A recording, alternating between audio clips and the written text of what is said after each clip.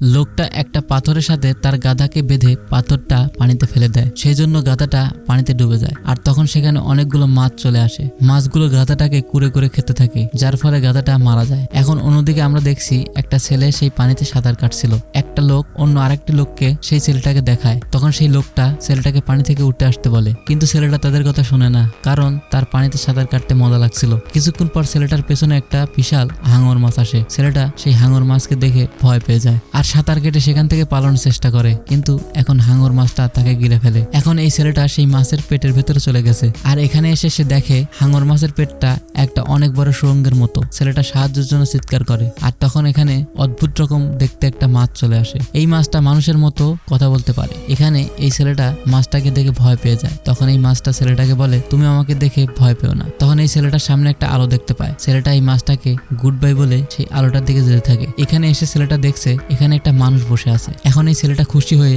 এই লোকটাকে জড়িয়ে ধরে, কারণ এই লোকটা ছেলেটার বাবা ছিল। বাবা তার ছেলেকে দেখে অনেক খুশি হয়ে যায়। রাতের বেলা হাঙর মাছটা তার মুখ খুলে রাখে। ছেলেটা তার বাবাকে এখান থেকে বের হতে বলে, কিন্তু তার বাবা এখান থেকে বাইরে যেতে চায় না, কিন্তু ছেলেটা জোর করে তার বাবাকে টেনে নিতে থাকে।